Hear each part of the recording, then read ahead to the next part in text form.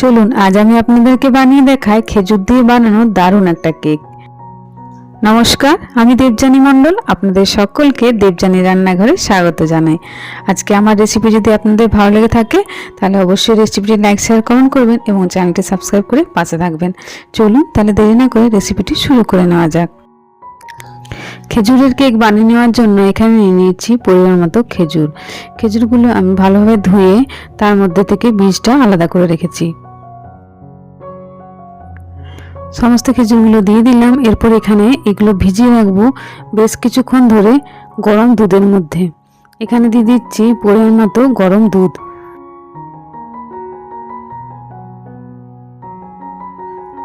গরম দুধের মধ্যে খেজুরগুলো খুব ভালোভাবে ডুবিয়ে দেব এবং এগুলো আমি 1 ঘন্টার মতো ভিজতে দেব।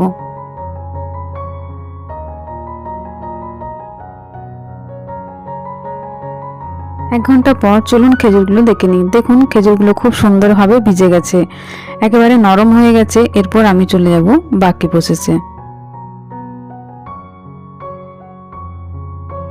এরপর এখানে একটা মিক্সিং বোল নিয়েছি, এর মধ্যে আমি দিয়ে দিলাম ভিজিয়ে রাখা খেজুরগুলো এবং বাকি উপকরণগুলো দিয়ে দিলাম পরিমাণ মতো চিনি মিষ্টির জন্য।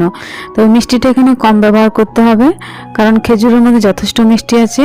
এরপর এখানে দিয়ে দিলাম হাফ কাপ মতো তেল, দিয়ে দিচ্ছি 2টো ডিম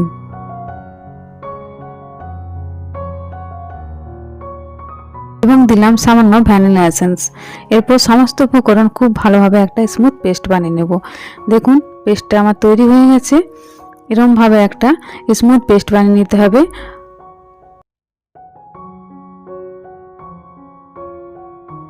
এরপর সমস্ত উপকরণ দিয়ে তৈরি ব্যাটারটি আমি একটা বোলের মধ্যে ট্রান্সফার করে নিলাম। এবার এর মধ্যে একটা স্ট্রেনার দিয়ে হাফ কাপ মতন ময়দা আমি চেলে নিচ্ছি। একসাথে সমস্ত ময়দা দেব না, কিছুটা পরিমাণে দেওয়ার পর আমি খুব ভালোভাবে মিশিয়ে নেব। তারপর বাকি ময়দাটা দিয়ে দেব।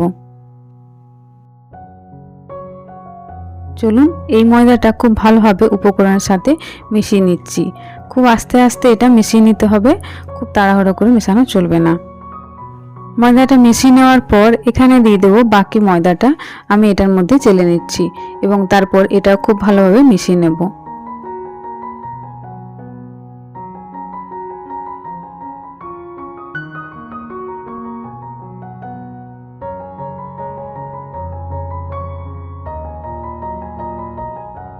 কেকের জন্য ব্যাটারটি আমার একেবারে রেডি হয়ে গেছে। এরপর এখানে দিয়ে দেবো সামান্য একটু বেকিং পাউডার এবং সামান্য একটু বেকিং সোডা। এরপর এগুলো খুব ভালোভাবে মিশিয়ে নেব।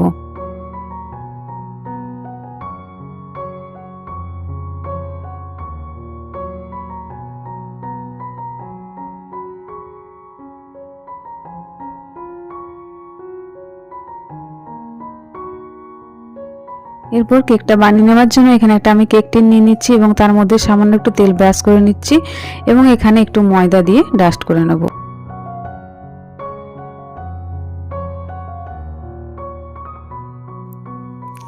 কেক টিন আমার একেবারে রেডি হয়ে গেছে। এরপর এখানে আমি তৈরি করে রাখা ব্যাটারটি ঢেলে দিচ্ছি।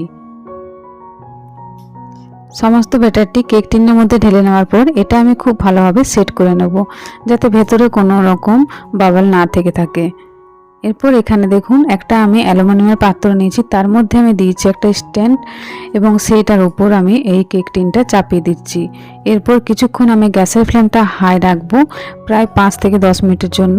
তারপর এটা ঢাকা দিয়ে লো ফ্লেমে আমি 30 থেকে 40 মিনিট সময় নিয়ে কেকটা আমি বেক করে নেব। এরপর কিছু কাজু দিয়ে আমি কেকটা ডেকোরেট করে নিলাম। এরপর এটা আমি ডেকোরেশনের জন্য কিছু কাজু এটা আমি দিয়ে দিলাম। এরপর এটা ঢাকা দিয়ে প্রায় 30 থেকে 40 মিনিট সময় মতো বেক করে নেব। 40 মিনিট হয়ে গেছে। দেখুন এবার কেকটা কি সুন্দরভাবে তৈরি হয়েছে। তৈরি হয়ে গেল আজকে আমাদের খেজুর দিয়ে বানানো দারুণ একটা কেক। চলুন এবার কেকটা নামিয়ে নেওয়া যাক।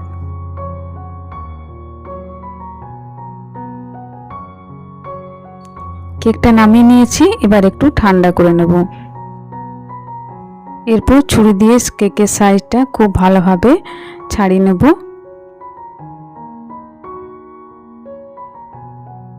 এরপর এটা প্লেটের মধ্যে উল্টে দেব এবং কেকটা বের করে নেব।